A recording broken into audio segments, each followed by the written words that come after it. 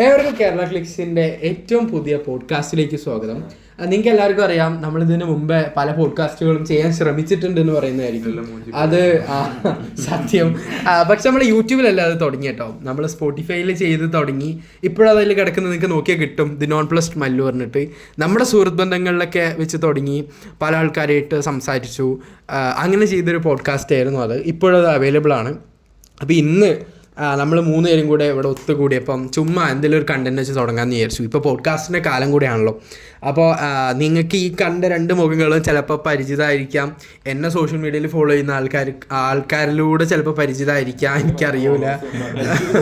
അപ്പോൾ ശരിയാണ്. അപ്പോൾ നമുക്ക് എന്തായാലും നിങ്ങളുടെ മുമ്പിലേക്ക് ഇൻട്രൊഡ്യൂസ് ചെയ്യാം. ഇത് Bharat. Please introduce yourself. എന്ത് ചെയ്യുന്നു? അടുത്ത് പറഞ്ഞു മൈക്കല്ലേ. ഞാൻ +2 കഴിഞ്ഞു, എൻട്രൻസ് കോച്ചിങ് കഴിഞ്ഞു. അപ്പം അങ്ങനെ വെറുതെ ഇരിക്കുകയാണ്. അടുത്ത കോഴ്സ് നോക്കാൻ നിൽക്കുക. ഓക്കെ, ബേസിക്കലി നമ്മൾ 3 പേരും പണിയില്ലാത്ത ആൾക്കാരാണെന്ന് ചുരുക്കം. അതെ. പിന്നെ കാശിനാഥാണ്. കാശിനാഥ് പറയും. പഠിച്ചുകൊണ്ടിരിക്കുന്നു, ബിസിനസ് ആയിട്ട് പോകുന്നു. ആയിക്കോട്ടെ, ഒരു ഫ്യൂച്ചർ ബിസിനസ്മാനാണ്. അപ്പം ഇന്നത്തെ ടോപ്പിക്ക് നമ്മൾ ചൂസ് ചെയ്തിരിക്കണേ നമ്മളെ 3 പേരും ഈക്വലി എന്താ പറയുക ആലോചിച്ചെടുത്തൊരു ടോപ്പിക്കാണ്. That is EV. ഈ 2 പേരും എന്നെ എപ്പോഴും ഓക്കുന്ന ഒരു ടോപ്പിക്കും കൂടെയാണ് EV. അപ്പം കാശിനാഥൻ, എന്താണ് EV? എങ്ങനെയാണ് നീ EVനെ കുറിച്ച് അറിഞ്ഞത്? നിനക്ക് അതിനോടുള്ള ഒരു അഭിപ്രായം എന്താണ്? പെട്ടെന്ന് അങ്ങ് പറഞ്ഞു തീർക്കരുത്. നിന്റെ ഒരു പേഴ്സ്പെക്റ്റീവ് നീ പറ. ഒട്ടും താല്പര്യമില്ലാത്ത സെഗ്മെന്റ്. ഒച്ചയില്ല മുളക്കില്ലാണ്ട് എന്ത് പഠിച്ചിട്ട് എന്ത് കാര്യം. ഓക്കെ, ഇനി ഇതാണ് ഇവരുടെ ടോക്ക്. വണ്ടിപ്രാതൻ എന്നൊക്കെയാണ് പുള്ളിക്കാരൻ്റെ അക്കൗണ്ടിൻ്റെ പേര്. പക്ഷെ ഇതാണ്. ഓക്കെ, അടുത്ത നമുക്ക് ഭരതിനടുത്ത് ചോദിക്കാം. എന്താണ് EV? EVനെ കുറിച്ച് എന്ന് മുതൽ അറിഞ്ഞു തുടങ്ങിയത്? അതിനെക്കുറിച്ചുള്ള അഭിപ്രായം അടുത്ത ചോദിക്കും. എനിക്ക് അങ്ങനെ ഇഷ്ടക്കുറവില്ല, എനിക്കൊരു മിക്സഡ് ഫീലിംഗ് ആണ്. പക്ഷെ എന്റെ പോലെ ചാടി എടുക്കാൻ എനിക്ക് പേടിയാണ്. പക്ഷെ എടുക്കാതെ ഇരിക്കാന്ന് ചോദിച്ചാൽ ഇഷ്ടപ്പെടാക്കാനുള്ള കാര്യങ്ങളും കുറച്ചൊക്കെ ഉണ്ട്. ഇപ്പം നിങ്ങൾ 2 പേരും EV, ഇപ്പം എനിക്ക് പേഴ്സണലി പറയുകയാണെങ്കിൽ നിങ്ങൾ അറിയാത്ത ആൾക്കാരാണെങ്കിൽ ഞാനൊരു 5 EV ലോങ് റേഞ്ച് എടുത്ത ആളാണ്. ടാറ്റേൻ്റെ വണ്ടിയാണ്. ടാറ്റ വിരോധികളായിട്ടുള്ള പല ആൾക്കാരും ഇവിടെ ടാറ്റ പല വികാരങ്ങളുടെ പുറത്തും എടുത്തിട്ടുണ്ട്. അപ്പോൾ EVയിലേക്ക് വരുന്നതിന് മുമ്പേ ഇത്രയും കാലത്ത് അല്ല, ആ സ്റ്റോറി ഉള്ളിലേക്ക് കിടക്കുന്നില്ല, അത് കുറച്ച് പേഴ്സണലായി പോകും. എന്നാലും ഇങ്ങനെ ഇരിക്കുന്ന ബിസിനസ്മാൻ ആണെങ്കിലും എന്തുകൊണ്ടാണ് ടാറ്റ എടുത്തത്, എങ്ങനെയാണ് ടാറ്റയിലേക്ക് പോകുന്നത്, എന്തേലും എൻ്റെ വണ്ടിയിൽ നിന്നോ അല്ലെങ്കിൽ ഞാൻ ടാറ്റ ഉപയോഗിക്കുന്നത്, ഞാൻ വെച്ചാൽ എൻ്റെ വീട്ടുകാർ കിട്ടാ, നമുക്ക് ജോലിയൊന്നും ആയിട്ടില്ല, നമ്മളെ ടാറ്റയിൽ നിന്ന് ഉപയോഗിച്ച ഒരു ഇൻഫ്ലുവൻസ് എന്തേലും നിനക്കുണ്ടായിട്ടുണ്ടോ? എന്തുകൊണ്ടാണ് ടാറ്റ എടുത്തത്? പോയി പെട്ടു, അതിനെ പറയാ. അല്ല എന്നാലും പ്രത്യേകിച്ചല്ല, നിന്റെ ലുക്സ്, കളറിന്റെ പെയിന്റ് ക്വാളിറ്റി ഭയങ്കരമാണല്ലോ. ചുരുക്കം പറയാ പെട്ടു. പെട്ടു. അല്ല, വേറെ ഇപ്പം മാരുതിയുടെ തന്നെ ഇഷ്ടം പോലെ പേരുണ്ട്. ഇവൻ എൻ്റെ അടുത്തും ചോദിച്ചിട്ടുണ്ട് അല്ലേ, നിന്റെ അടുത്തും കുറെ ചോദിച്ചിട്ടുണ്ട്. അപ്പോൾ എന്തുകൊണ്ടാണ് വീണ്ടും ടാറ്റ നമ്മുടെ ഒരു ഇന്ത്യൻ ബ്രാൻഡ് എന്നുള്ളൊരു കൺസെപ്റ്റിന് വേണ്ടിയിട്ടാണോ? എന്തുകൊണ്ടാണ് വാങ്ങിച്ചപ്പോഴാണ് അറിഞ്ഞത് എന്തൊക്കെയാണുള്ളത്. ഓക്കെ, എന്തൊക്കെ പ്രശ്നങ്ങളായിരുന്നു ഫേസ് ചെയ്തത്? ഇപ്പം എന്തെങ്കിലും ഫേസ് ചെയ്യുന്നുണ്ടോ? ടാറ്റേൻ്റെ ടിയാഗോ ഏത് പേരിൻ്റെ കാര്യമാണ്? XZ+ ടിയാഗോ അല്ലേ? ടിയാഗോ ആണ് യൂസ് ചെയ്യുന്നത്. AMT ആണ്. അപ്പോൾ ആദ്യം ആ വണ്ടീനെ കുറിച്ച് തന്നെ പറയാം. എത്ര പവറും കാര്യങ്ങളൊക്കെ, പവർ ഡ്രോപ്പ് എന്തെങ്കിലുമൊക്കെ തോന്നിയത്? നമ്മൾ ആദ്യം ടാറ്റക്കാരെ കൊണ്ട് ചോദിക്കണ ചോദ്യമാണ്. ഗിയർ ബോക്സ് എഞ്ചിൻ തമ്മിലൊരു കണക്ഷൻ ഇല്ല ഇതുവരെയായിട്ടും.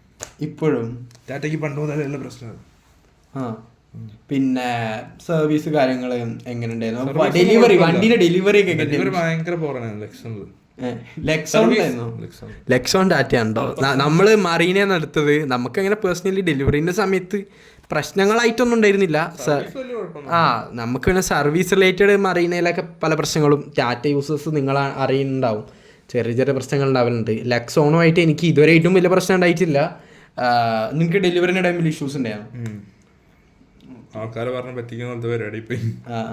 അപ്പോൾ അടുത്ത ഞാനിപ്പം വണ്ടി വാങ്ങിയിട്ട് ഏകദേശം 1 വർഷം ആവുന്നു. അടുത്ത മാസത്തേക്ക് കാശി നീ വണ്ടി വാങ്ങിയിട്ട് 6 മാസത്തോളം ആവുന്നു. അപ്പോൾ അടുത്തതായിട്ട് വണ്ടി 7 വർഷമായോ? 6 വർഷമായിട്ട് ഒരു വണ്ടി വാങ്ങിച്ച വ്യക്തി ഇതാ അവിടെ ഇരിക്കുന്നത്. എന്താണ് പറയുന്നത്? മൈക്ക് അടുത്ത് പിടിക്കണം, അല്ലെങ്കിൽ കേൾക്കില്ല. എന്ത് പറയാ വാഗണാറിൽ ഉപയോഗിക്കുന്നത് 7 വർഷമായിട്ട് എന്തെങ്കിലും എത്ര കിലോമീറ്റർ ഓടി, എന്തൊക്കെ പ്രശ്നങ്ങളാണ് പറയൂ. വീട്ടില് വലിയ ഓട്ടമൊന്നുമില്ല, ഒരു 52 ആയിട്ടുള്ളൂ. പിന്നെ കുഴപ്പങ്ങൾ പറഞ്ഞാൽ എനിക്ക് സസ്പെൻഷൻ തീരെ ഇഷ്ടമല്ല വാഗണാറിന്റെ. പിന്നെ നമ്മള് ഊക്കുന്നല്ല കേട്ടോ, പ്രതീക്ഷിക്കാൻ പാടില്ല, അതൊക്കെ അറിയാം. എന്നാലും ശരിയാണ്.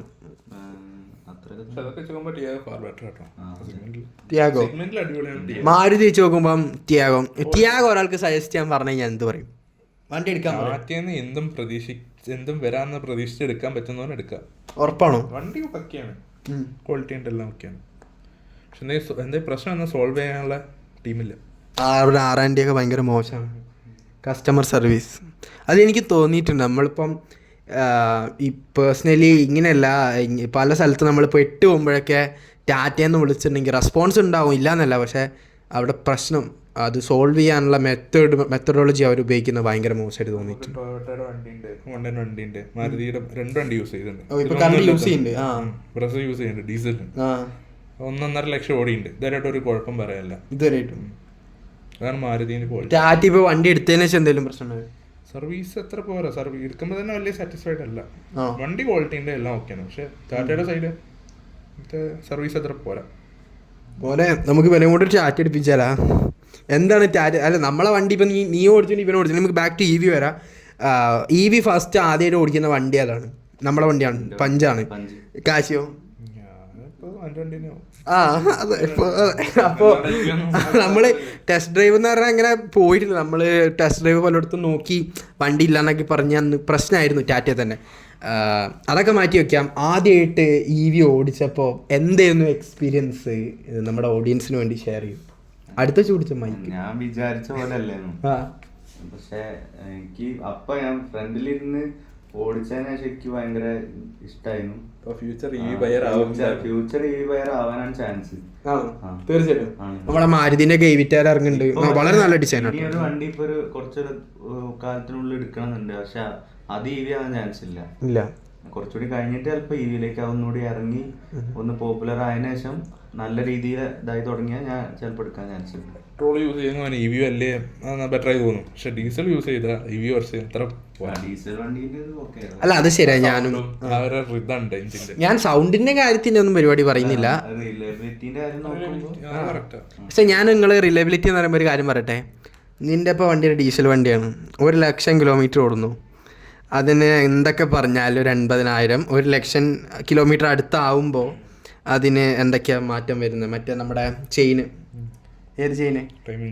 ടൈമിങ് ചെയിൻ മാറുന്നു. എൻജിൻ റിലേറ്റഡ് ആയിട്ടുള്ള പല സാധനങ്ങൾ, അതിൻ്റെ ഇടയിൽ എൻജിന് പണി വരാതിരിക്കാൻ കൊണ്ടുനടക്കുന്ന രീതി അനുസരിച്ചിരിക്കും ഓയിൽ കറക്റ്റായിട്ട് മാറുന്നു. അപ്പോൾ ഇതിൻ്റെയൊക്കെ ഇടയ്ക്ക് നല്ലൊരു മുട്ടൻ പണി വന്നാൽ കയ്യിൽ നിന്ന് 10,000-40,000 രൂപ ചിലവാവില്ലേ? ഇലക്ട്രിക് എന്ന് പറയുമ്പം എനിക്ക് തോന്നണേ കൂടി പോയി കഴിഞ്ഞാൽ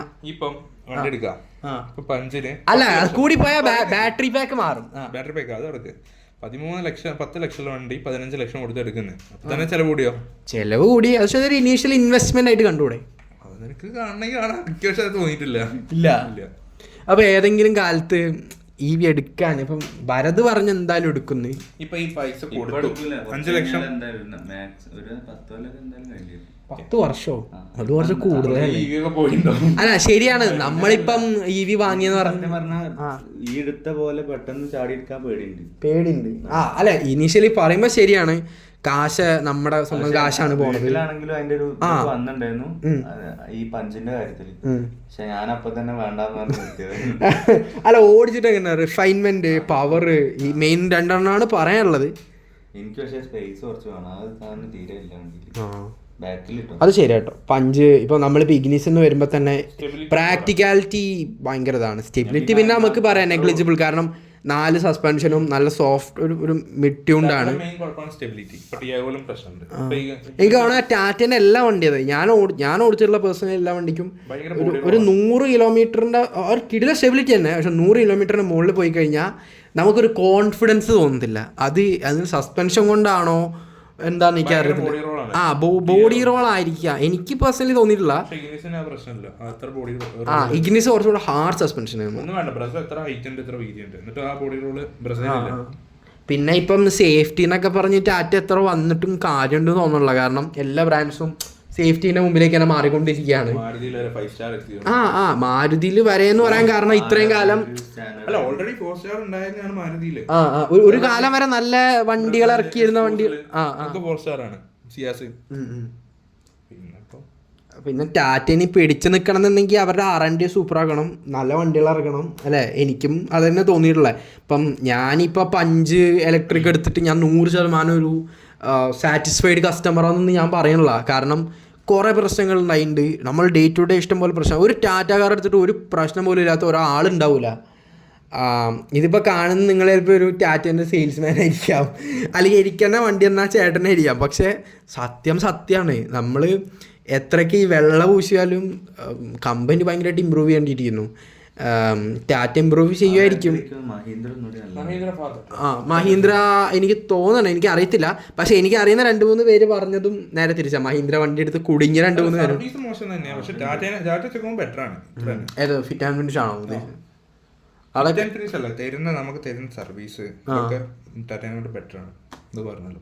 മഹീന്ദ്രനോട് ഉപയോഗിച്ചിട്ടുണ്ടോ? അപ്പോ അതെ, അപ്പോ ഇവന്ന് പറഞ്ഞല്ലേ പ്യുവർലി ബിസിനസ് പരിപാടികളാണ് ഇവനല്ല, ഇവൻ്റെ വീട്ടിലും അതെ. അപ്പോൾ മേക്ക് സെൻസ്. അപ്പോൾ എന്നെയൊക്കെ സംബന്ധിച്ച് ഇപ്പം ഞാൻ പോലും അല്ല ഇവിടെ വണ്ടി ഓടിക്കുന്നത്, നമ്മുടെ വീട്ടിലെ അമ്മയും ഒക്കെയാണ്. അപ്പോൾ ഡെയിലി ഒരു കമ്മ്യൂട്ട് വരുന്നുണ്ട്. അപ്പം നമ്മളിപ്പോൾ ഇടയ്ക്ക് നാട്ടിൽ വരുമ്പോൾ ഓടിക്കും, അത്ര തന്നെ ഉള്ളൂ. പിന്നെ ജോലി ചെയ്യുന്ന ആൾക്കാരും ബിസിനസ്സുമായിട്ട് കംപ്ലീറ്റ്ലി ഡിഫറെൻ്റ് ആണ്. വരുന്ന ഓട്ടവും പെട്ടെന്ന് വരുന്ന ഓട്ടവും കാര്യങ്ങളൊക്കെ ഭയങ്കര ഡിഫറെൻ്റ് ആണ്. അപ്പോൾ അതൊക്കെയാണ് EVൻ്റെ ബേസിക്സ് ആയിട്ട് കാര്യങ്ങൾ പറയാനുള്ളത്. അടുത്ത നമുക്ക് പറയാം EVൻ്റെ വണ്ടികളുടെ പവറിനെ കുറിച്ച്. ഇപ്പം എല്ലാവർക്കും അറിയാം BS6 മാറിയതിനു ശേഷം ഭയങ്കര വ്യത്യാസമാണ് വന്നിരിക്കുന്നത്. പവർ ഡ്രോപ്പ് എനിക്കിപ്പോൾ പേഴ്സണലി പറയാനാണെങ്കിൽ ഞാൻ ഏറ്റവും കൂടുതൽ ഫീൽ ചെയ്യണേ, ഞാൻ നമ്മുടെ പഴയ സൂപ്പർ ഫാസ്റ്റിൽ KSRTC പഴയ സൂപ്പർ ഫാസ്റ്റ് BS3 BS4 വണ്ടികളിലൊക്കെ കയറുമ്പോൾ അമ്മ പോക്ക് കാണണം. ഇനിയിപ്പോൾ അത് കഴിഞ്ഞപ്പോൾ സ്വിഫ്റ്റ് ചേട്ടന്മാരായി, ഇനി അതുകൊണ്ടാണോ എന്നറിയില്ല, ആ ഒരു സ്പീഡൊന്നും ഇപ്പോഴത്തെ ഒരു വണ്ടിക്കും ഇല്ല. ഈ സ്പീഡെന്ന് മാത്രമല്ല ഞാൻ പറയണ, ഇപ്പം ആ ഒരു സൗണ്ട് ആണേലും പണ്ടൊക്കെ നമ്മുടെ ലൈലാൻഡിൻ്റെ ഒക്കെ വണ്ടി സ്റ്റാർട്ട് ചെയ്ത് കഴിഞ്ഞാൽ അപ്പുറത്തെ ചേട്ടൻ ഇതാകും, ഭയങ്കര റിഫൈൻഡ് ആയി. ശരിയാണ്, ആസ് പാസഞ്ചേഴ്സ് നമുക്കത് ആവശ്യമാണ്. പക്ഷെ അപ്പോഴും ആ വരുന്ന പവർ ഡ്രോപ്പ്, ഇപ്പം ഇറങ്ങുന്ന BS6 ഡീസൽ വണ്ടികളല്ലേ ഏറ്റവും കൂടുതൽ ഡെഫിൻ്റെ ഇഷ്യൂ വരുന്നുണ്ട്. ഡെഫ് അടിക്കണം എന്ന് മാത്രമല്ല, ഡെഫിൻ്റെ കുറച്ച് ഓരോ ആഴ്ച നമ്മൾ വണ്ടി നിർത്തിയിടുമ്പോഴും ഡെഫിന് വരുന്ന പ്രശ്നങ്ങൾ, കാറ്റലിറ്റിക് കൺവേർട്ടറിൻ്റെ പ്രശ്നങ്ങളും കാര്യങ്ങളൊക്കെ ഭയങ്കര ഇതായിട്ട് കൊണ്ടിരിക്കുകയാണ്. പിന്നെ എനിക്ക് തോന്നുന്നത് 2 ലിറ്റർ എഞ്ചിന് താഴെയുള്ളതിന് ഡെഫ് വേണ്ടാന്ന് തോന്നുന്നു, 1.5 മുതലാണ്. അപ്പോൾ ഇപ്പോൾ ആൾട്രോസിൻ്റെ ഒക്കെ ഡീസലാണ് only available diesel hatchback. ആകെ അവൈലബിൾ ആയിട്ടുള്ള ഡീസൽ ഹാച്ച് ബാക്ക് ആണ് നമ്മുടെ ആൾട്രോസ്. അവര് പറയുന്ന പക്ഷെ അതും അടിപൊളി, നമ്മുടെ അടിപൊളി ഏറ്റവും ലൈനപ്പിൽ ഏറ്റവും ടോപ്പ് വണ്ടിയാന്നൊക്കെ തന്നെയാണ്. കാരണം എന്താണെന്ന് വെച്ചാൽ അവർ മാത്രമേ ഉള്ളൂ ആ സെഗ്മെന്റിൽ. എന്തുകൊണ്ടും അത് ശരി, ഡീസൽ കൊടുക്കുന്നുണ്ട്. ഇവിടെ പലരും 2018, 19 അല്ലെ 20 ആയപ്പോഴേക്കും തന്നെയൊക്കെ പൂട്ടിപ്പോയി, ഇനി ഡീസലേ ഇല്ല എന്ന് പറഞ്ഞ പല കമ്പനികളും നമ്മുടെ നാട്ടിലുണ്ട്. മാരുതി അല്ലേ, ആ കാര്യത്തിൽ ഹുണ്ടായും ടാറ്റയും ഫാർ ബെറ്റർ ആണ്. പക്ഷെ വണ്ടി കൊടുത്തു എന്ന് വെച്ചിട്ട് കാര്യമില്ല, അതിന് ഈ പറഞ്ഞ പോലെ പ്രോപ്പറായിട്ടുള്ള വർക്കിങ്ങും സോഫ്റ്റ്വെയറും കാര്യങ്ങളൊക്കെ വേണം എന്നുള്ളതൊരു കാര്യമാണ്. അപ്പോൾ അപ്പോൾ അടുത്തൊരു EV ആണ് എന്നുണ്ടെങ്കിൽ താങ്കൾ ഇപ്പോഴത്തെ ഒരു സിനാറിയോയിൽ ഏതൊരു വണ്ടിയായിരിക്കും ഓപ്റ്റ് ചെയ്യുന്നത്? ഇതിപ്പോൾ നമ്മുടെ ഇതിപ്പോൾ കാണുന്ന വ്യൂവേഴ്സ് ആണെങ്കിലും ചോദിക്കുകയാണ്, എനിക്കൊരു EV വേണം, അല്ലെങ്കിൽ ഒരു കിടിലം ഏത് അത് ശരി. ഇത് ഞാൻ പറയാൻ പറഞ്ഞത്, നമ്മുടെ ഈ ഒരു ഇതിൽ ആദ്യമായിട്ട് EV വാങ്ങിയത് ഐ മീൻ പേഴ്സണലി ഞങ്ങളല്ല, ഇവനാണ്. ഇവൻ നമ്മുടെ +2 പഠിക്കുമ്പം അല്ലേ എന്ത് പെണ്ണുങ്ങളെ ഇറക്കാൻ വേണ്ടി കൊണ്ടുപോകണേ. നമ്മളൊക്കെ അന്ന് ബസ്, ഇവിടെ ഒരാളൊക്കെ സ്കൂട്ടർ.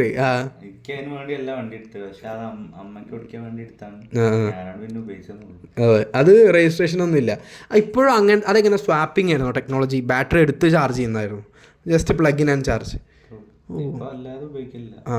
അതപ്പോ എത്ര കിലോമീറ്റർ ഓടിക്കുന്നു?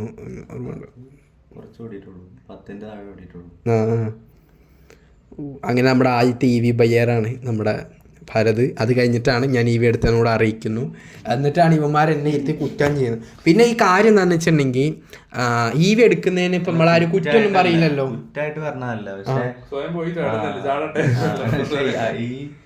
അതല്ല, നമ്മൾ വണ്ടി എന്ന് പറയുമ്പോൾ ഒരിക്കലും ലാഭനഷ്ടം എന്നുള്ളതായിരുന്നു നോക്കാൻ പാടില്ല. അതായത് ഇവൻ എപ്പോഴും പറയുന്നത് നഷ്ടത്തിന്റെ അളവ് കുറവാ, അത് സമ്മതിക്കണ്ടേ. പക്ഷെ അതിനകത്ത് 10 ലക്ഷത്തിന് കിട്ടേണ്ട വണ്ടിയാണ് 15 ലക്ഷത്തിന് വാങ്ങിച്ചത്. പെട്രോൾ അടിച്ച് ശരിക്കും അങ്ങനെ ആക്കാം. ഇപ്പം ആ 5 ലക്ഷം വെച്ചിട്ട് ഇപ്പൊ ഈ ഇലക്ട്രിക് പഠിക്കുമ്പോൾ 5 ലക്ഷം കൂടുതൽ എടുക്കണം. നമുക്ക് എല്ലാം ഇൻവെസ്റ്റ് ചെയ്ത് ആ പൈസ തിരിച്ചിട്ടില്ലേ. പിന്നെ പറഞ്ഞാല് വിൽക്കുമ്പോ റീസെയിൽ ഭയങ്കര കുറവാണ്. അടുത്ത വണ്ടീന്റെ അതൊക്കെ ഒരു പ്രശ്നമാണ്. പക്ഷെ ഇപ്പം നമ്മളിപ്പോ ഒരു EV വാങ്ങിക്കാൻ ചെല്ലുമ്പോ ഇപ്പൊ നിങ്ങളാണെങ്കിലും ഇപ്പം ഷോറൂമിൽ ചെല്ലുമ്പോൾ അവർ നിങ്ങളെ കൺവിൻസ് ചെയ്യും. അത് 100% ഉറപ്പാ. അവർ പറയും ഒരു 5 വർഷം കഴിയുമ്പം ഇതിന്റെ ഡിപ്രിസിയേഷൻ ഭയങ്കരമായിട്ട് കുറയും. അല്ല, ഇനിയിപ്പോ ചിലപ്പോ കുറച്ച് കഴിഞ്ഞ്, അത് ഞാൻ പറയാൻ കാരണം, ഞാൻ കുറച്ച് കഴിഞ്ഞിട്ട് എടുക്കും പറയാൻ കാരണം അതായിരുന്നു. ഒരു 10 വർഷം കൂടെ കഴിയുമ്പോ കുറെ EVകൾ വന്നു കഴിഞ്ഞാൽ പിന്നെ വാങ്ങാനും ആൾക്കാർക്ക്, സെക്കൻഡ് ഹാൻഡ് വാങ്ങാനും ഒക്കെ ആൾക്കാർക്ക് കുറച്ച് ധൈര്യം വന്നു തുടങ്ങണം. ഇപ്പൊ പേടി ഉണ്ടാവും. കുറച്ച് കഴിയുമ്പോ പിന്നെ അത് കുറെ എണ്ണം ഇറങ്ങി കഴിയുമ്പോ ഈ ഒരു സിസ്റ്റം മാറണം. ഈ വാറന്റി സിസ്റ്റം എനിക്ക് പേഴ്സണലി മനസ്സിലായി. ഇതിപ്പം ഒരു ലിമിറ്റഡ് 1,60,000 അതോടെ കഴിഞ്ഞു. പിന്നെ നമുക്കത് എക്സ്റ്റെൻഡ് ചെയ്യാനോ നമ്മൾ പുതിയൊരു ബാറ്ററി പാക്ക് വാങ്ങാന്നല്ലാണ്ട് അതിൽ നമുക്ക് എക്സ്റ്റെൻഡ് ചെയ്യാനുള്ള പ്രൊവിഷൻ ഒന്നുമില്ല. അപ്പോൾ അതൊരു ഭയങ്കര പ്രശ്നമാണ്.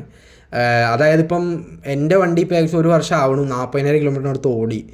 അപ്പോൾ ഇനി ഞാൻ ആലോചിക്കുന്ന അടുത്ത 4 വർഷം കഴിഞ്ഞാൽ പിന്നെ എന്താ, വാട്ട് നെക്സ്റ്റ്? ഇതിപ്പോൾ മൊബൈലൊക്കെ ആണെങ്കിൽ ഓക്കെ കൂടിപ്പോയ ഒരു 10,000-15,000 രൂപ. എല്ലാവർക്കും ബേസിക്കലി അതാണ് പേടി. പക്ഷെ മെയിനായിട്ട് നമ്മൾ ആ 1,60,000 ഓടുകയാണെങ്കിൽ അത്രയും ഫ്യൂല് നമ്മൾ ലാഭിച്ചു എന്ന് പറയാം. പക്ഷെ ആ ലാഭം എന്നുള്ളത് നമ്മൾക്ക് വിസിബിൾ അല്ല. പക്ഷെ നമുക്കിപ്പോ ഇവിടെ ലാഭം നഷ്ടം വരാം ആയിരിക്കാം. പക്ഷെ എങ്ങനെയൊക്കെ കണക്കുട്ടിയാൽ എന്നെ അതിലും ലാഭം തന്നെയാണ്.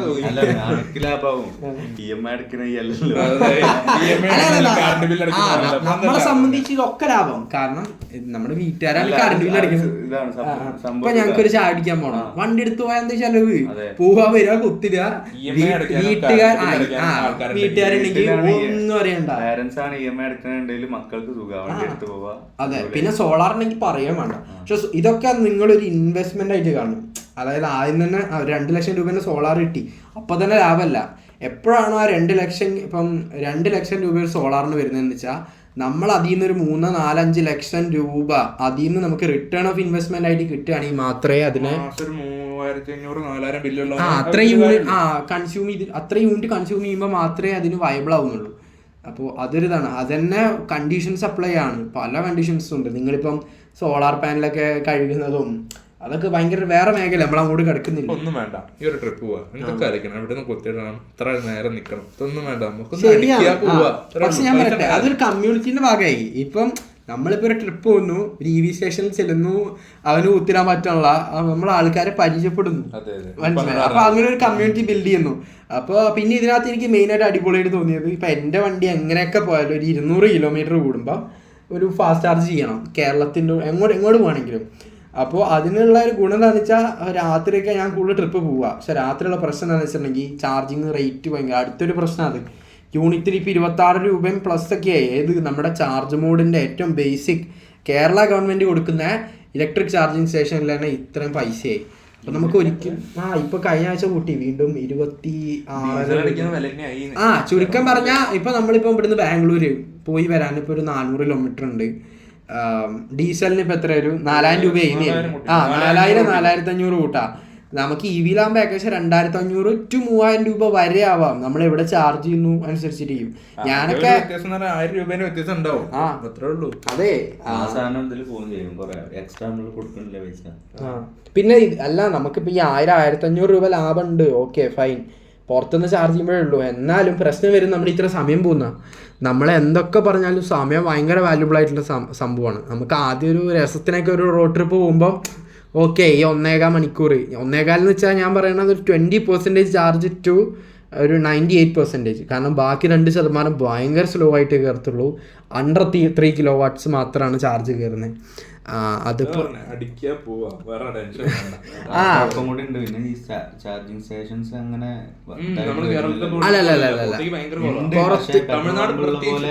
ഇഷ്ടം പോലെ. സത്യം പറയണെങ്കിൽ നിങ്ങളെന്നെ അറിയോന്ന് അറിയത്തില്ല, കേരളത്തില് നിങ്ങൾക്ക് എടുത്ത് നോക്കാം. പെട്രോൾ പമ്പുകളൊക്കെ കൂടുതൽ CCS2 ഗണ്ണുകളുണ്ട്. അതെ ശരിയാണ്, സമയം എടുക്കും. പിന്നെ എടാ ഒരു സ്റ്റേഷനിൽ ഇപ്പൊ പല 2 ഗണ്ണുകൾ വരുന്നുണ്ട് പല. പക്ഷെ ഞാൻ പറയണത് ഇത് CCS2 25 KW തൊട്ടാവാം, 7 KW ഒക്കെ AC ചാർജസ് ആണ്. ഞാൻ പറഞ്ഞ 25 KW തൊട്ടുള്ള ചാർജേഴ്സ് അപ് ടു കേരളത്തിൽ എനിക്ക് ഏറ്റവും കൂടുതൽ തോന്നുന്നത് 180. കേരളത്തിൽ ഞാൻ പറയും, ഞാൻ ഗ്യാരണ്ടി ആയാലും ഒരു 80% ചാർജർ വർക്ക് ചെയ്യും.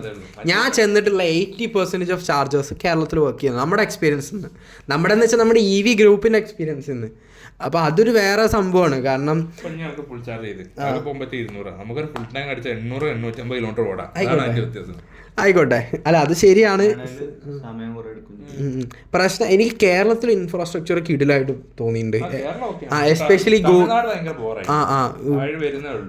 തമിഴ്നാട് ഇപ്പൊ നമ്മുടെ മെയിൻ ഹൈവേ ഹൊസൂർ, അതായത് ഇപ്പം പാലക്കാട് നിന്ന് നമ്മൾ ബാംഗ്ലൂർക്കോ ചെന്നൈയിലേക്കൊക്കെ പോകുമ്പം കംപ്ലീറ്റ്ലി ഇലക്ട്രിഫൈഡ് ആണ്. പക്ഷെ ഇതിന്റെ ഉള്ളിൽ കൂടെ ഉള്ള റൂട്ട്സ് ഇപ്പോഴും കഷ്ടത്തിലാണ്. ഞാനൊക്കെ പോയി പെട്ട കഥകളുണ്ട്. അതെ അതെ, ആ സൈഡൊക്കെ വളരെ കുറവാണ്. പക്ഷെ എന്നാലും ഇഷ്ടംപോലെ പേര് പോകുന്നുണ്ട് ഫാമിലീസ്.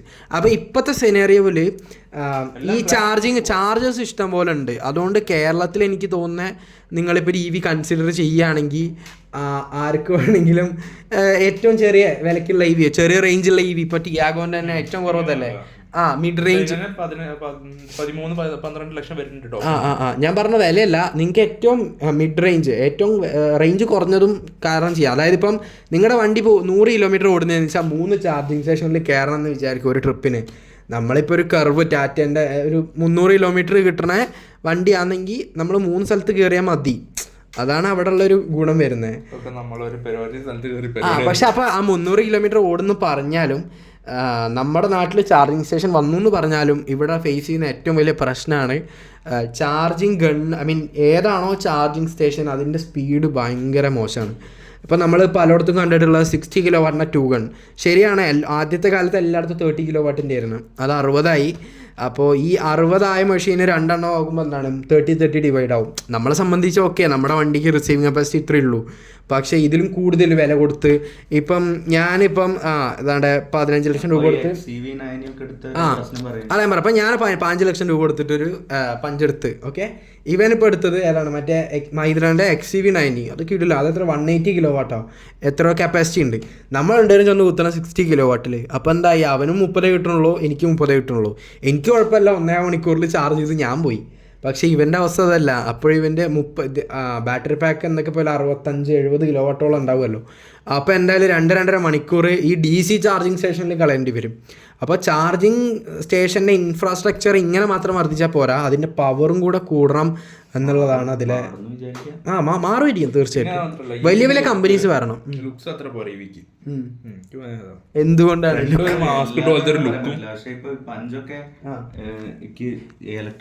അത് പലരും എനിക്ക് പേഴ്സണലി പഞ്ച്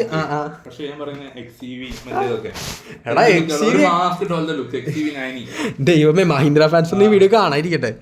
നിനക്ക് പറയാൻ പറ്റുമോ? അല്ലാതെ ഒരു ഗ്രില്ലുമില്ല ഫ്രണ്ടില്, ഭയങ്കര പക്ഷെ എനിക്ക് B6 ക്യൂട്ടിലായിട്ട് തോന്നി. നിങ്ങളുടെ താല്പര്യം അഭിപ്രായം ലുക്ക് ഒന്നുമില്ല ഈ സാധനത്തിന്. എനിക്ക് പൊതുവെ ടാറ്റേന്റെ വണ്ടികളൊക്കെ EV ആണ് കാണാൻ കൂടി ഇഷ്ടം. ടാറ്റ അപ്പോ ഇപ്പൊ പഴയ വണ്ടിയില്ലേ 300 അതായത് XUV 400 നമ്മുടെ പഴയ നല്ല ലുക്ക് ഉണ്ട്. അതെന്ന് പറഞ്ഞിട്ടുണ്ടെങ്കിൽ മാനുഫാക്ചേഴ്സ് ഡിസൈഡ് ചെയ്യുന്നതും അവരുടെയാണ് കംപ്ലീറ്റ്ലി. അത് ഓരോരുത്തരും പേഴ്സൺ, നിന്റെ പേഴ്സണൽ അഭിപ്രായം. അത് ടെസ്റ്റിൽ ഇഷ്ടപ്പെടുന്ന ഇഷ്ടം പോലെ പേരുണ്ട്. ഇതേ പറയുന്ന ആള് ഒരു പ്രാവശ്യം ഇലക്ട്രിക് എടുക്കും, അപ്പൊ നമ്മൾ ഇതേപോലെ ഒരു വട്ടം കൂടി ഇവിടെ ഇരിക്കും. അതെ അതെ അല്ല, ഇപ്പൊ എൻ്റെ ഒരു അഭിപ്രായത്തിൽ ഇതാണ്, നല്ല റിസീവിങ് കപ്പാസിറ്റി ഉള്ള വണ്ടികൾ വരിക, എന്നിട്ട് അതേപോലെയുള്ള ചാർജിങ് സ്റ്റേഷനുകൾ കൊടുക്കുക. അപ്പം എല്ലാവർക്കും യാത്ര ചെയ്യാം സൗകര്യപ്രദമായിട്ട്. മോർ ദാൻ ദാറ്റ് എല്ലായിടത്തും അവൈലബിൾ ആയിരിക്കണം. ചാർജിങ് ഗണ്ണുകളാണേലും അവൈലബിലിറ്റി. പിന്നെ ഇപ്പൊ തന്നെ ഒന്ന് ആലോചിച്ച് നോക്കാം എത്ര പെർസെന്റേജ് ഇൻക്രീസ് ആയി. പക്ഷെ ഞാനിപ്പോൾ അടുത്ത് ഞങ്ങളുടെ കോളേജിന് വേണ്ടിയിട്ട് നമ്മുടെ രാകേഷ് ചേട്ടനെ ഇന്റർവ്യൂ ചെയ്തിട്ടുണ്ടായിരുന്നു, നമ്മുടെ ഓട്ടോമൊബൈൽ ജേർണലിസ്റ്റ്, വണ്ടിപ്രാന്തൻ ചാനലൊക്കെ ഉള്ള. അപ്പോൾ രാകേഷ് ചേട്ടൻ പറഞ്ഞ പുള്ളിക്കാരൻ്റെ അഭിപ്രായം ഇന്ത്യയിൽ ചിലപ്പോൾ ഇതിപ്പോൾ ഗ്രോ ചെയ്യുന്നുണ്ടാവും, പക്ഷെ അമേരിക്ക പോലുള്ള രാജ്യങ്ങളിൽ ഇപ്പോൾ ഇത് ഭയങ്കര ഡിക്ലൈൻ ചെയ്യുക. അവിടെ സ്റ്റോക്കുകൾ കെട്ടിക്കിടക്കുകയാണ് ഇലക്ട്രിക് കാറുകളിലെ. അപ്പോൾ അതൊരു ഡിസ്കഷൻ തന്നെയാണ്. കാരണം പണ്ടൊക്കെ പറയുന്ന പോലെ വേറെ അമേരിക്ക തിങ്സ് ഇന്ത്യ ഗോസ് എന്നായിരുന്നു പണ്ട്. ഇപ്പോൾ നമ്മൾ കംപ്ലീറ്റ്ലി മാറി, നമ്മൾ സെൽഫ് റിലയൻ്റ് ആയി എന്നൊക്കെ പറഞ്ഞാൽ അങ്ങനെ നമുക്ക് തുറന്നിട്ട് പറഞ്ഞു നമുക്ക് സെൽഫ് റിലയൻ്റ് ആണ്. അല്ലെങ്കിൽ ഇപ്പോൾ ഈ മഹീന്ദ്ര പോലെ കിടില വണ്ടികളാണ് നമ്മൾ. ഈ ലുക്കിന്റെ ലുക്ക് അടിപൊളിയാണ്, പക്ഷേ മഹീന്ദ്ര പോരാ. അത് കംപ്ലീറ്റ്ലി പേഴ്സണൽ ആണ്. ഞാൻ പറഞ്ഞ കറക്റ്റ് ഇപ്പം ഈ ഇഗ്നിക്സ് ഇറങ്ങിയ പോലെ മറ്റേ എന്താ എന്ത് പറയുന്നല്ലോ മോട്ടോ ഉണ്ടല്ലോ,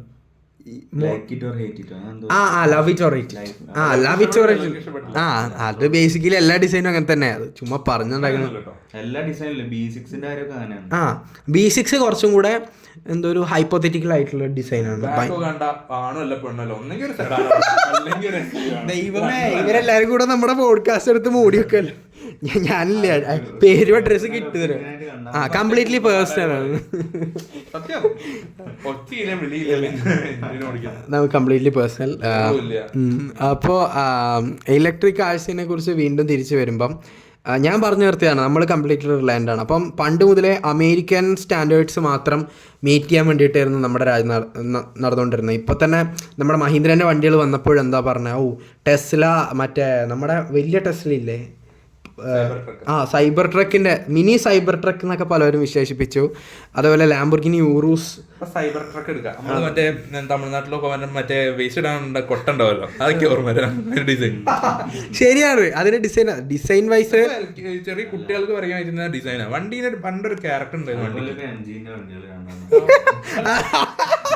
അതോ സമ്മതിച്ചു. എടാ ഇവരൊക്കെ ചൈനയാണോ? ചൈന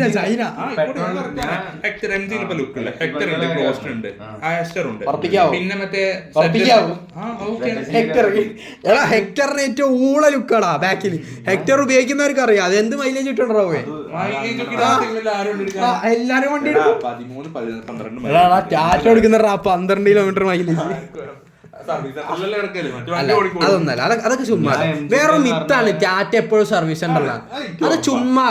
ഞാൻ വണ്ടി കൊണ്ട് എനിക്ക് ഇതുവരെ ആയിട്ടാ അല്ല പണി എന്ന് പറയാൻ ഇപ്പം ആക്ച്വൽ കംപ്ലൈന്റ് ആയിട്ടില്ല. സുഹൃത്തുക്കളെ അത് തെറ്റിദ്ധരിക്കപ്പെടരുത്. എന്നെ വണ്ടി ശരിയാണ്, വണ്ടീന്റെ അടിയിന്ന് അടിയിന്ന് ഒരു ഒച്ച കേൾക്കുന്നുണ്ട്.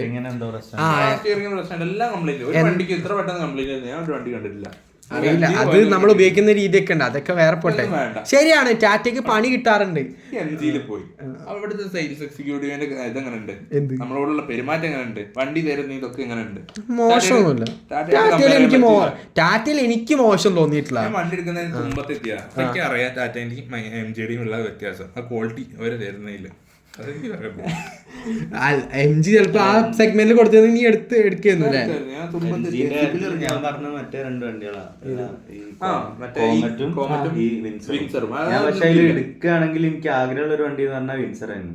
കാരണം ലുക്ക് വൈസ് അല്ല, അതിന്റെ മോനെ ടാറ്റ ഏതെടുത്തു നല്ല മസ്കുലർ ലുക്ക് ആയിരിക്കും. ഏത് വണ്ടി എടുത്തോ, ഇവന്റെ മറ്റേ പൂക്കിസാണ്, ഇവന്റെ മറ്റേ ടാറ്റ ടിയാഗോ, അതേത് അത് ഇൻഡിക്കേന്റെ ചേസി ഇപ്പോഴും. പക്ഷെ ടാറ്റയിൽ മോശമുള്ള സംഭവം ഇപ്പോഴും ഇൻഡിക്കേന്റെ ചേസ് അവർ ഫോളോ ചെയ്യുന്നത്, അത് വളരെ മോശമാണ്. ആൾട്രോസും അതെ, ടിയാഗോ അതെ, നെക്സോണും അതെ. ഹാരിയർ പിന്നെ ദൈവത്തിനറിയാം, തമ്പുരാനറിയാം. പക്ഷെ ഹാരിയർ എന്തുകൊണ്ടാണ് സ്റ്റിൽ ആൾക്കാർ അതിനോടൊരു ട്രസ്റ്റ് കാണിക്കുന്നതെന്ന് വെച്ചാൽ അതിനകത്തുള്ള എഞ്ചിൻ.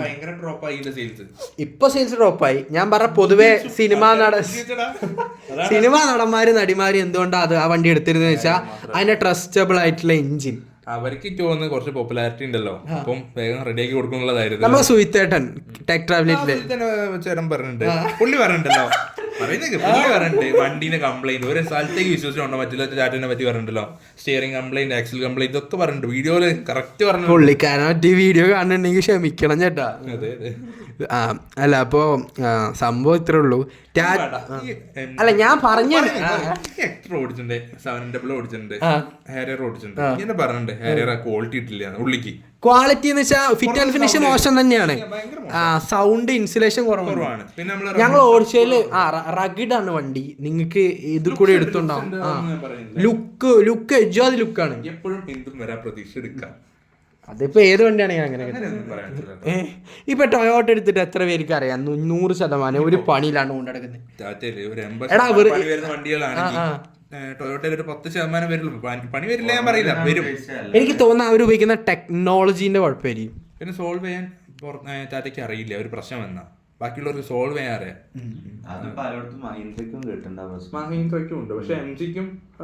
മെയിൻ ആയിട്ട് വണ്ടികളാണ്, ഓടുന്ന സാധനമാണ്, സ്റ്റാറ്റിക് അല്ല. പ്രശ്നങ്ങൾ വരും, പക്ഷെ ഇതെങ്ങനെ സോൾവ് ചെയ്യുന്നു എന്നുള്ളതിലൊരു വലിയൊരു കാര്യം.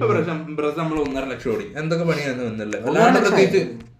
പ്രത്യേകിച്ച് വലിയ പണിയൊന്നും വന്നില്ല. 1.40 എന്തൊക്കെ പ്രത്യേകിച്ച് ഒരു പണി വന്നില്ല. അതാണ് മാരുതിന്റെ ക്വാളിറ്റി.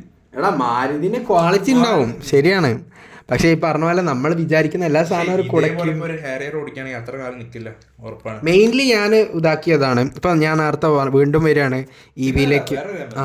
ഹാരിയറിൽ വരുന്ന എഞ്ചിൻ, ആ ഗിയർ ബോക്സ് ഇവർക്കൊരു എന്താ പറയുക കോമ്പിനേഷൻ പോലെ കൊടുക്കാൻ പറ്റുന്നില്ല. ഒരു ലാഗ് ഉണ്ട് എന്തൊക്കെ പറഞ്ഞാലും അതിൽ. അപ്പോൾ ആ എഞ്ചിൻ തന്നെയാണ് നമ്മൾ ഹെക്ടറിൽ വരുന്നത്. പക്ഷെ അത് അവിടെ തോന്നുന്നില്ല, കുറച്ചുകൂടി സ്മൂത്താണ് ഹെക്ടറിൽ വരുമ്പോൾ.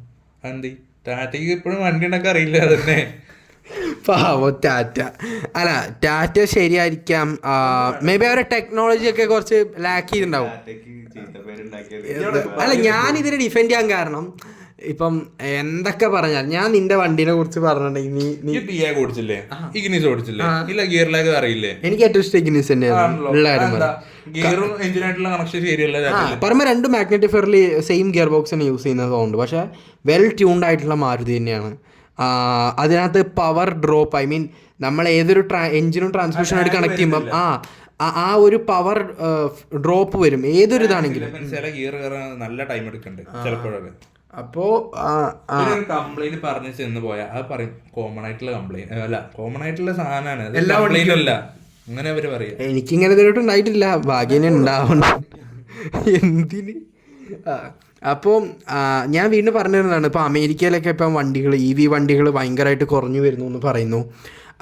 നമ്മുടെ നാട്ടിലിപ്പം EVൻ്റെ സെയിൽസ് പൊതുവെ എടുത്ത് നോക്കുകയാണെങ്കിൽ ഭയങ്കരമായിട്ട് കൂടുന്നുണ്ട്. ഇപ്പം ഈ മധ്യപ്രദേശാണോ ന്യൂഡൽഹി പോലുള്ള പല സ്ഥലങ്ങളിലും ഭയങ്കരമായിട്ട് ഇൻക്രീസ് ആയിരിക്കുക ഇത് EV സെയിൽസ്.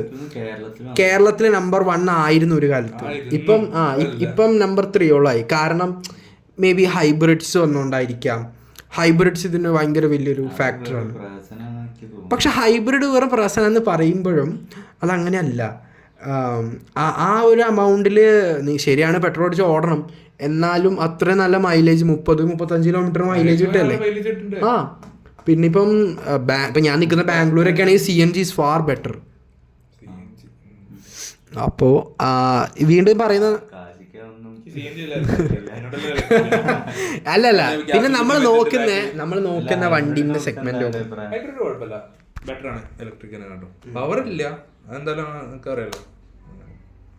ഹൈബ്രിഡ് കുറച്ചും കൂടെ സോഫ്റ്റ് ആണ്. പിന്നെ കുറച്ചാലും കൂടെ കഴിഞ്ഞാൽ നമ്മളിപ്പം ഡീസൽ വണ്ടിന്റെ ഒച്ചയൊക്കെ ആണെങ്കിൽ KSRTC കയറേണ്ടി വരും.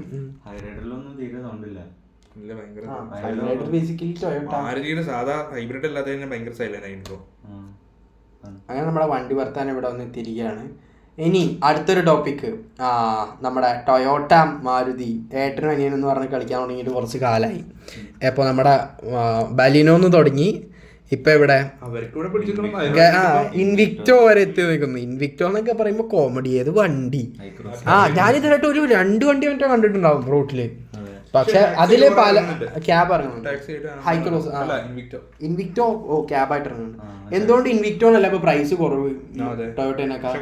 പക്ഷെ എല്ലാരും ടൊയോട്ടയാണ് എടുക്കുന്നത്. എന്തുകൊണ്ട്? Y Toyota? വൈ ആ ലോഗോന് അത്ര?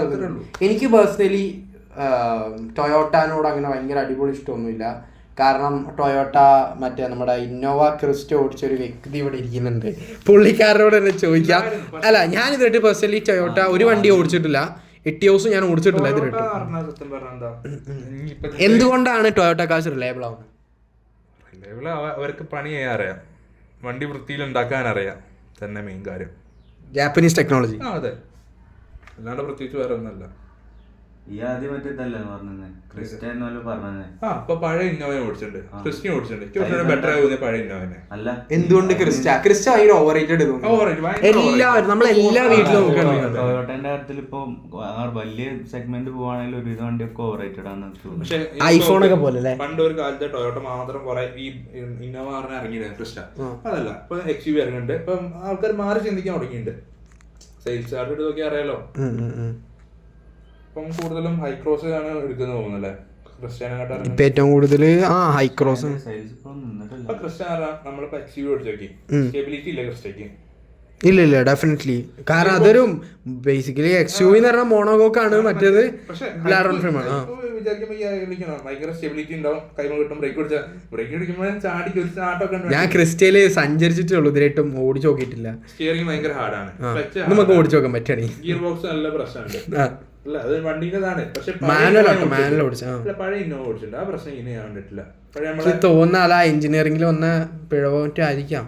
പിന്നെ കുറച്ച് വലുപ്പം കൂടിയല്ലോ, പ്രശ്നമായിരിക്കും. നമ്മളിപ്പോ ടൊയോട്ട എന്ന് പലവരും പറയുന്നു, ഇത്ര കിലോമീറ്റർ ഇത്ര ലക്ഷം കിലോമീറ്റർ ഓടി.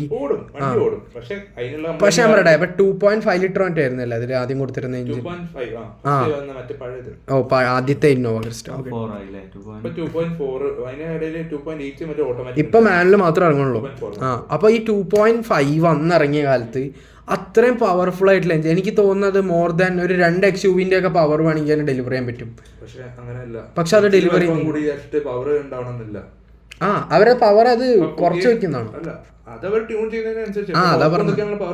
ഇപ്പൊ ഞാൻ ചോദിക്കട്ടെ, നമ്മൾ 30 ലക്ഷം രൂപ കൊടുത്ത് വാങ്ങുന്ന XUV നമ്മൾ ഓടിച്ചു നോക്കി, എന്നാ പവറാടോ പവർ കാലെടുത്ത് അങ്ങ് കയറും.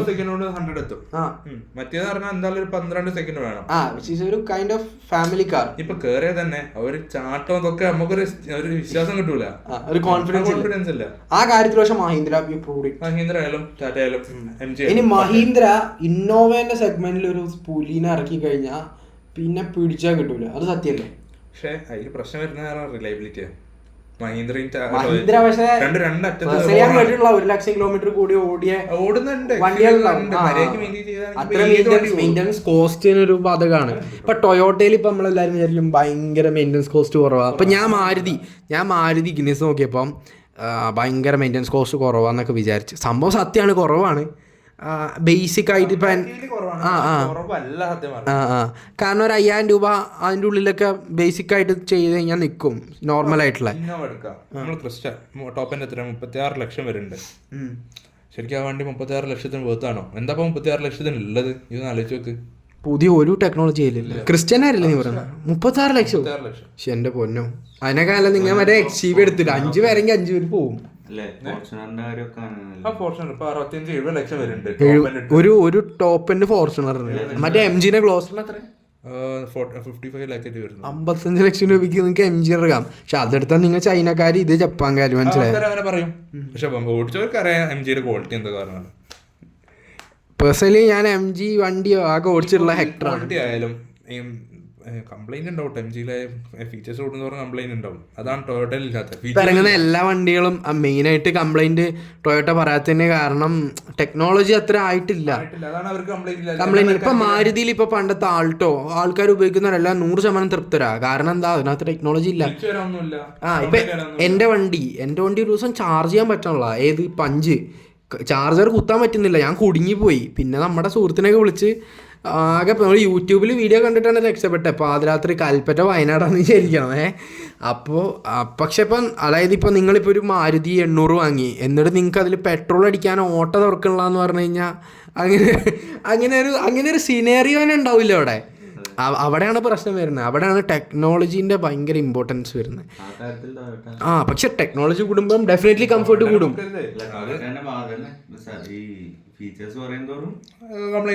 കംപ്ലൈന്റ് പറയും. അതാണ് ആൾക്കാർ പറയുന്നത് ടൊയോട്ട എടുത്തിട്ട് എത്ര കാലം വേണമെങ്കിൽ ഓടും. സംഭവം ശരിയാണ്. എത്ര ക്യാബ് ഡ്രൈവേഴ്സ് എത്ര കൊണ്ടു. നമ്മൾ 70 ലക്ഷം കൊടുത്തിട്ട് ഫോർച്യൂണറിൽ ഒരു ഹാൻഡ് ബ്രേക്ക് ഇലക്ട്രിക് വരുന്നില്ല, അത് മാനുവൽ വരുന്നത്. അതൊക്കെ കുറച്ച് സ്റ്റാർട്ടിങ് മുതലൊന്നും വരില്ല. ടോപ്പ് എൻഡിൽ അങ്ങേറ്റ അതിപ്പം കൊടുത്ത് തുടങ്ങിയ ടാറ്റയിലൊക്കെ ബേസ് വേരിയന്റിന് വരെ ഈ സാധനം കൊടുക്കുന്നുണ്ട്. ടിയാഗോയിൽ വരെ കൊടുക്കുന്നുണ്ട്. ടിയാഗോയിൽ വരെയെന്ന് പറയുന്നത് ആ ഒരു പ്രൈസ് സെഗ്മെന്റ് ആയിട്ടാണ്. 9 ലക്ഷത്തിൽ വണ്ടിക്ക് മാത്രമല്ല അത്ര ഫീച്ചേഴ്സ്. അതും ശരിയാണ്. ടാറ്റയിൽ ഫീച്ചേഴ്സൊക്കെ ഇഷ്ടംപോലെ കിട്ടും ബേസ് വേരിയന്റ് അല്ലേ. മാരുതി പിന്നെ ഇപ്പോൾ കൊടുത്ത് തുടങ്ങിയിട്ടുണ്ട്. ഇതൊന്നും അറിയാതെ മൂലക്കിരിക്കുന്ന അടുത്തുണ്ട് ഹുണ്ടായി. പുള്ളിക്കാരൻ ഫീച്ചർ ലോഡഡ് ആണ്. പുള്ളിക്കാരൻ്റെ ഏട്ടനാരാണ്? കിയ സിറോസ് നല്ല വണ്ടി ഞാൻ കേട്ടിട്ടുണ്ട്. Completely personal. കണ്ണ് ഇതൊക്കെ നമുക്ക് ഉപമിക്കാം. അപ്പൊ അതൊന്നും നടക്കൂല. നമ്മുടെ ഇപ്പൊ ജാഗോറൊക്കെ ചെയ്ത ഓർമ്മയല്ലേ 4 മാസം മുമ്പേ? അവരോ കംപ്ലീറ്റ്ലി അവര് ലോഗോ മാറ്റി കുറച്ചും കൂടെ ഒരു വ്യത്യസ്തമായി എന്തൊക്കെയോ കാണിച്ചു കൊടുക്കുന്നുണ്ട്. ലൈറ്റ് ഒക്കെ താഴെ കൊണ്ട് ഞാൻ കളിക്കുന്നത്. ലൈറ്റ് എന്താ താഴെ കൊണ്ടിരിക്കുന്നത്? മുകളിൽ തന്നെ വെച്ചാൽ പോരെ. വലിയ ഗ്രില്ലായി മറ്റൊരു രസം ഉണ്ടായിരുന്നു. അപ്പൊ ആലോചിക്കട്ടെ. ഞാൻ പറയാം, എന്റെ വണ്ടിയിൽ ഇപ്പൊ ലൈറ്റ് താഴെ വെച്ചു എന്താ കാര്യം എന്താന്ന് വെച്ചാൽ കാര്യമൊന്നുമില്ല. എനിക്ക് പേഴ്സണലി ഫ്രണ്ടിൽ മറ്റേ ആ രാവിലെ അതായത് ലൈറ്റ് ഓൺ ചെയ്യാതിരിക്കുമ്പം 2 DRL എത്തണം ഇഷ്ടമാണ്. DRL മാത്രം എനിക്ക് അല്ലാണ്ട് ലൈറ്റ് ഇട്ട് ക്യാരക്ടർ കൊടുക്കാൻ നോക്കിയതാണ് എനിക്ക്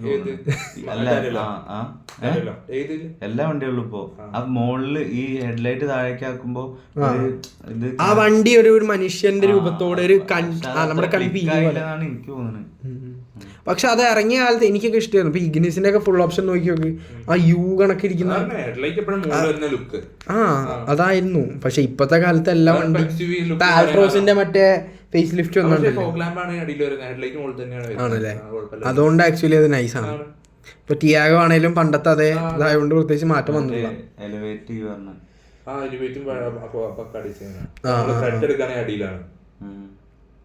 പിന്നെയും ബെറ്റർ മറ്റേ സെൽട്ടോസ് ആണ് മുകളിൽ തന്നെ വരുന്നത്.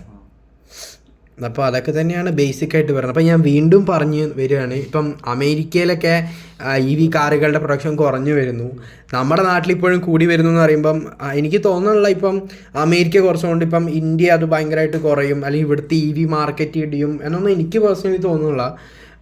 അതൊക്കെ ഓരോരോ രാജ്യങ്ങളുടെ അവൈലബിലിറ്റി. ഇപ്പോൾ നമ്മളിപ്പോൾ ബാറ്ററിയൊക്കെ എവിടെ നിന്നാണ് ഇമ്പോർട്ട് ചെയ്യുന്നതൊക്കെ ചൈനയിൽ നിന്നാണ്. ഇതുവരെയായിട്ടും പ്രശ്നങ്ങളൊന്നും ഉണ്ടായിട്ടില്ല. അതൊരു ബോൺ ഇലക്ട്രിക് ഒരു സെഗ്മെന്റ് ആണ്.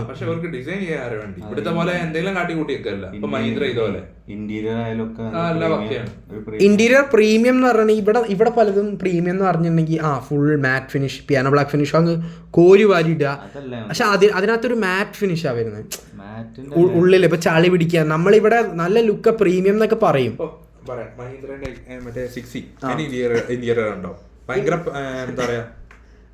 ഫുള്ളി പിയാനോ ബ്ലാക്ക് ആണ്. പിന്നെ ഒരു പക്ഷെ എനിക്ക് ഇഷ്ടപ്പെട്ടു കേട്ടോ. അത് ഇഷ്ടപ്പെടുന്ന ആൾക്കാരുണ്ട്. പൊടി വന്നടിയുന്ന പ്രശ്നമുണ്ട്. നമ്മള് വൃത്തിക്ക് കൊണ്ടുനടക്കണം.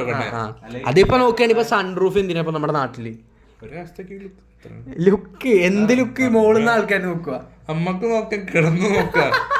പിയാനോ ബ്ലാക്ക് അല്ല ഞാൻ ഉദ്ദേശിച്ചത്. ടാറ്റേന്റെ വണ്ടികൾ തന്നെ ഇപ്പൊ അത് വന്നതിന് ശേഷം കൊറേയൊക്കെ ഈ ലെതറിന്റെ കൊറേ ഇതും ഒക്കെപ്പാട് ഇപ്പൊ ഇന്റീരിയർ ടാറ്റേന്റെ എനിക്ക് ഭയങ്കര ഇഷ്ടമാണ് കാണാൻ. അതാണ് ഞാൻ അന്ന് അത് ഭയങ്കര ഡിഫറെന്റ് ആയി. സ്റ്റിയറിംഗ് മഹീന്ദ്രയിലും കൊണ്ടുവന്നത് എന്ത് കാര്യമല്ലേ. പക്ഷെ അത് കുറച്ചും കൂടെ ഒരു കൈൻഡ് ഓഫ് ഒരു ഗെയിം ജോയ്സ്റ്റിക് ഒക്കെ പോലത്തെ. എടാ നീ അപ്പൊ ടെസ്ലന്റെ സ്റ്റിയറിംഗ് നീ കണ്ടിട്ടുണ്ടോ? എടാ പണ്ട് നമ്മള് കാർ ഇങ്ങനെയൊക്കെ ആവണം എന്ന് വിചാരിച്ച് വരച്ച സാധനങ്ങളാണ് ഇപ്പൊ കാറായിട്ട് ഇറങ്ങുന്നത്. എപ്പോഴും കുറ്റം വരെ ആൾക്കാരുണ്ടാവും. ഇനിയിപ്പോ ഇത് കുറച്ച് കഴിയുമ്പോൾ എനിക്ക് ഇപ്പൊ പണ്ടത്തെ ഡ്രസ്സിങ് സ്റ്റൈൽ തന്നെ നോക്ക്. ഒരു കാലത്ത് എല്ലാവരും ഒരു ഭയങ്കര മോഡേൺ കൈൻഡ് ഓഫ് ഡ്രസ്സിങ്, ഇപ്പോൾ വീണ്ടും പഴയ ഇതിലേക്ക് തന്നെ മാറുന്നത്. അപ്പോൾ ഇതൊരു സൈക്കിള് പോലെ തുടർന്ന് എനിക്ക് തോന്നണ വീണ്ടും പഴയ പോലെയൊക്കെ വരും. ഇപ്പോൾ ഇത് അതിനൊരു ഉദാഹരണമാണ് ഇപ്പോൾ ടാറ്റേൻ്റെ ഇപ്പോൾ ഏറ്റവും അടുത്ത് ഇറങ്ങിയ ആൾട്രോസ്. കാരണം ആ ഒരു വണ്ടി എനിക്ക് തോന്നുന്നത് ഇപ്പോൾ പഞ്ച് പോലെയോ അല്ലെങ്കിൽ നെക്സോൺ പോലെയൊക്കെ ലൈറ്റ് വെച്ച് കംപ്ലീറ്റ്ലി ഹെഡ്ലൈറ്റ് താഴേക്കായി കഴിഞ്ഞാൽ ഉള്ള വണ്ടി ഇടിയും. കാരണം ഓൾറെഡി ആൾട്രോസിന്റെ സെയിൽസ് ഭയങ്കര. എല്ലാ വണ്ടിക്കും ഒരേ ഫേസാണ്.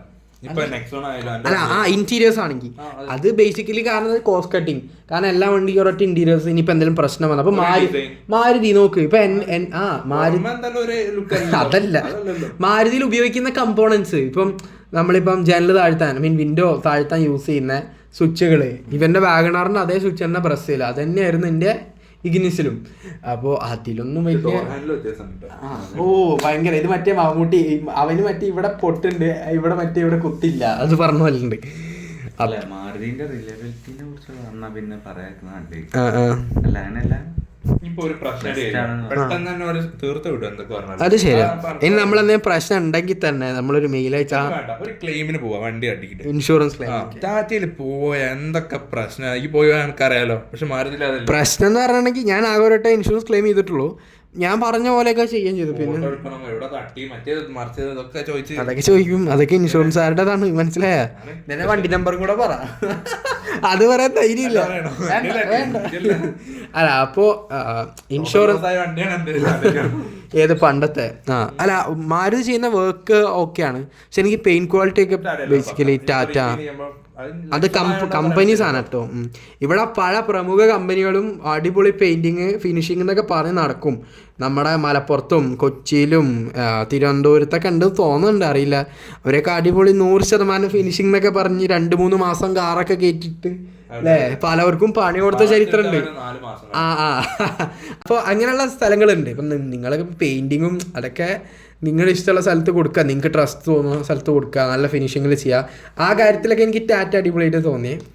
അപ്പോൾ നമ്മൾ എവിടെ നിന്നൊക്കെയോ വണ്ടീനെ കുറിച്ച് EVയിലൊക്കെ തുടങ്ങി പെയിൻറ്റിങ് ഒക്കെ വരെ എത്തി നിൽക്കുകയാണ്. അപ്പം എൻ്റെ കൂടെ എത്ര നേരം ഉണ്ടായിരുന്നു സമയം എനിക്ക് തോന്നുന്നു ഏകദേശം 1 മണിക്കൂർ ആവുന്നു. കാശിനാളും ഭരതുമാണ് വേണ്ടിയുള്ളത്.